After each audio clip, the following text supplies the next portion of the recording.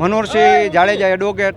અમે આજે રૂપાલાભાઈની અહીંયા મીટિંગ હતી, એમનો પ્રચાર માટે આવવાના હતા। એના વિરોધ માટે ક્ષત્રિય સમાજના બધા આગેવાનો સાથે અને કાર્યકરો સાથે અહીંયા આવેલા અને વિરોધ અમે દર્શાવેલો, એટલે અહીંયા જે એમની મીટિંગ હતી કેન્સલ કરવામાં આવી છે એવું અમને પોલીસ તરફથી જાણવામાં આવ્યું છે અને એમની મીટિંગ જે ચૂંટણી પ્રચારનો હતો એ કેન્સલ કરવામાં આવ્યો છે।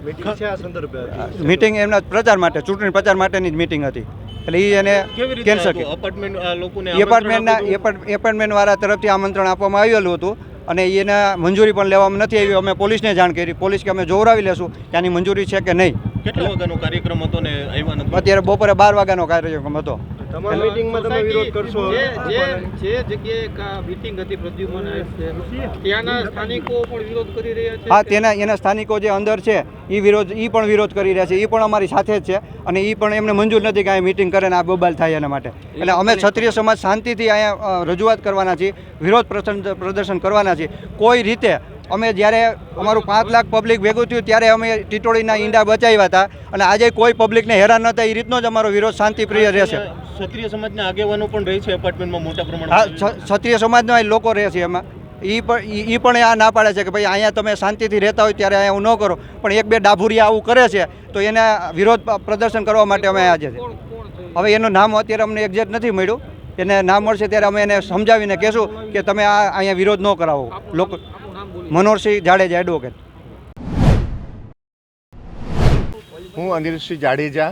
સાથીઓ, તમામ પત્રકાર આલમનો અમે ધન્યવાદ અદા કરીએ છીએ કે આજે નાગરિકોની પીડાને વાચા આપવા માટે આપ અહીંયા પધાર્યા છો। આપણે સર્કિટ હાઉસમાં રાજકોટમાં ઊભા છીએ। મારી સાથે અમારા આંતરરાષ્ટ્રીય પ્રેસિડેન્ટ ક્ષત્રિય સમાજના આદરણીય શ્રી પીટી જાડેજા સાહેબ છે, ઉપરાંત અન્ય અમારા પ્રતિનિધિ સહિત આજે 5 લોકોનું છે તે પ્રતિનિધિ મંડળ અમે 2 અધિકારી સક્ષમ અધિકારીઓને મળેલા, જેમાં જનરલ ઓબ્ઝર્વર જે નીમવામાં આવે છે ઇલેક્શન કમિશન તરફથી, જે રાષ્ટ્રપતિજીને સીધા જવાબદાર હોય છે, એમના કાર્યાલય તરફથી નીમવામાં આવે છે, આપ સૌ જાણો છો। સાથે જેમને લો એન્ડ ઓર્ડર સોંપાયું છે એવા ઝા સાહેબ છે। આ બંને સક્ષમ અધિકારીઓને આજે અમે એક નિવેદન આપ્યું છે અને વખત જ્યારથી આ આચારસંહિતા લાગુ પડી છે ત્યારથી અમે કહેતા રહ્યા છીએ, પણ સાથીઓ આજનું અમારું જે નિવેદન છે વધારે ગંભીર છે, વધારે પડકારજનક એટલે છે કે નાગરિકોના અસ્તિત્વનો અને લોકશાહીના અસ્તિત્વ ઉપર ખતરો પેદા થયો છે। અચાનક સરકારને અને તંત્રને સ્વપ્ન આવ્યું હશે કે કેમ રાતોરાત ગુજરાતના 210થી છે તે વધારે પણ હોઈ શકે છે, પણ અમે એક પ્રતિષ્ઠિત અખબારમાં જે છપાયું છે એનો જ આપને છે તે અત્યારે હવાલો આપીએ છીએ। આપ આ અખબાર મેળવી અને વાંચી શકો છો। એક પ્રતિષ્ઠિત અખબારે નિવેદન આપ્યું છે કે 210થી વધારે છે તે બૂથને અતિ સંવેદનશીલ ઘોષિત કર્યા છે। અમારું કહેવું છે કે રાજકોટમાં શું કોઈ બોમ્બ બ્લાસ્ટ થવાના છે? રાજકોટમાં કોઈ અચાનક આતંકવાદીઓ આવી ગયા છે? શું રાજકોટને કોઈ પાકિસ્તાન કે બીજી કોઈ બોર્ડર લાગવું પડે છે?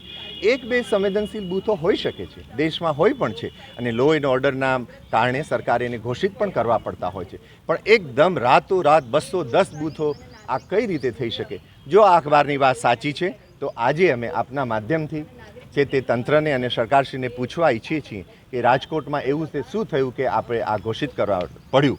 સાથે સાથે અમારું બીજું એ પણ કહેવું છે કે 15%થી વધારે ક્ષત્રિય સમાજના વોટિંગ છે, ત્યારે આજે હજી પણ અમને સ્લીપ નથી પડી। અમારા જે વિસ્તારમાં અમારા સમાજના લોકો રહે છે, શું એ છે તે એવા અત્યાચાર કર્યા છે કોઈ? આપ જાણો છો કે છેલ્લા 1 મહિનાથી વધારે સમયથી અમે અહિંસક, શાંતિપૂર્ણ, વિવેકપૂર્ણ આંદોલન ચલાવી રહ્યા છીએ। આ અમારી અસ્મિતાનું આંદોલન છે। અમે કોઈ રાજકીય પક્ષ નથી કે અમારે છે તે કોઈ સીટોના રાજકારણમાં પડવાનું નથી।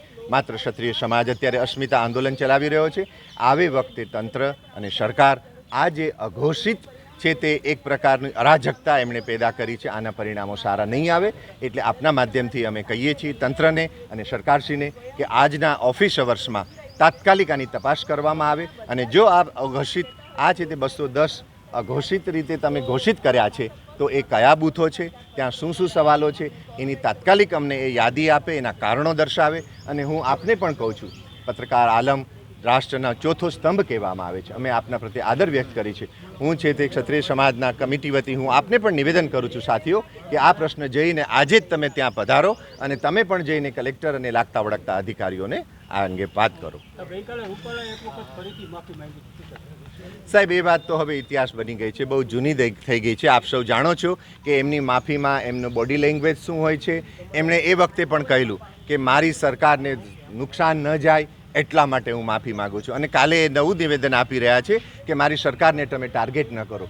ભાઈ, તમે અને સરકાર જુદા નથી, મગચોખા ભળી ચૂક્યા છે, તમે એનો હિસ્સો છો. તમે ભારતીય જનતા પાર્ટીના હિસ્સો જ નહીં, એના તમે છે તે સિનિયર કહી શકાય, જેને વરિષ્ઠ કહી શકાય એવા તમે સાથી છો. અને કઈ રીતે તમને ક્ષમા આપી શકાય? જો અમારે કંઈ બીજું જ કરવું હોત સાથીઓ તો અમે સીટો માગી હોત. અમે અમારા છે તે અહીંયા આંતરરાષ્ટ્રીય પ્રેસિડેન્ટ અહીં રાજકોટમાં જ રહે છે પીટી જાડેજા સાહેબ, તો અમે કહ્યું હોત કે એમને ટિકિટ દો. નહીં, અમે ટિકિટના ભૂખ્યા નથી, અમે સત્તાના ભૂખ્યા નથી. અમે 562 રજવાડાઓ જ્યારે આપી દીધા હશે તો અમારી કોઈ સિદ્ધાંત હશે, અમારી કોઈ વિવેકશીલતા હશે, અમારું ત્યાગ હશે, બલિદાન હશે. આ કોઈ અમે છે તે સીટ માંગતા કે સત્તા માંગતા લોકો નથી સાથીઓ. એ વખતે આપના માધ્યમથી હું ફરીથી સરકારને અને તંત્રને કહી રહ્યો છું કે ક્ષત્રિય આંદોલન છે તે બહુ વિવેકપૂર્ણ ચાલી રહ્યું છે અને સાહેબ વિરોધ કરવો એ તો અમારો અધિકાર છે. આ લોકશાહી છે. જો તમે ઠોકશાહી ચલાવશો તો અમે લોકશાહીને તમારી અરીસો બતાવીને કહેશું કે દેશ આઝાદ થઈ ચૂક્યો છે. અને તમે જેને અમૃતકાળ કહો છો સાહેબ, તો અમૃતકાળમાં તમે ગુજરાત છોડીને ક્યાં બેઠા છો? હું આજે આ તાપના માધ્યમથી આદરણીય યશસ્વી નરેન્દ્ર મોદી સાહેબને, જેને યશસ્વી વડાપ્રધાનનું આપણે બિરુદ આપ્યું છે, અને સાહેબ કહી રહ્યા છે અમૃતકાળ ચાલી રહ્યો છે. હું કહીશ કે ગુજરાતમાં કોઈ અમૃતકાળ અમને નથી દેખાતો. મિત્રો, હું સાથે ગૃહમંત્રી શ્રી છે તે શાહ સાહેબને પણ હું કહું છું, અમિત શાહ સાહેબ, તમે અને મોદી સાહેબ શું ગુજરાત છોડી દીધું તો ગુજરાતનો સંબંધ કપાઈ ગયો? ક્ષત્રિયો સાથે તમારે કોઈ સંબંધ નહોતો? 562 રજવાડા જ્યારે છે તે આપણા યુદ્ધ વખતે, છેલ્લા યુદ્ધ વખતે જ્યારે આપણા વિદ્યાર્થીઓને પ્રવેશ મળ્યો ત્યારે મોદી સાહેબ ખાસ દિલ્હીથી આવેલા અને શત્રુશૈલેજીને જામનગર મળવા ગયેલા કે તમે જે છે તે યુક્રેનના યુદ્ધ વખતે વિદ્યાર્થીઓને પ્રવેશ કરવા દીધા બોર્ડરમાંથી, તો એ આપની ઉદારતા હતી. જે તે વખતે જામ સાહેબે જે આશરો આપેલો એના કારણે આજે ભારતનું નામ ઊંચું થયું છે. આ હમણાંની જ વાત છે મિત્રો, 2023ની વાત છે. તો ત્યારે તમે દિલ્હીથી નરેન્દ્ર મોદી સાહેબ આવી શકે છે શત્રુશૈલેજીને મળવા, અને આજે સમાજનો પ્રશ્ન છે તો તમે એક ફોન નથી કરી શકતા, એક પત્રનો જવાબ આપી નથી શકતા? તમે આટલા અસંવેદનશીલ સાહેબ કઈ રીતે બની શક્યા છો? એટલે નરેન્દ્ર મોદી સાહેબને અને છે તે શાહ સાહેબને પણ અમારી આ વિનંતી ભરેલી અરજી છે કે આપ ચૂક્યા છો, આપનો ગુજરાત પ્રત્યેનો પરિવાર ભાવ પણ ચૂક્યા છો અને આપનો ધર્મ પણ ચૂક્યા છો.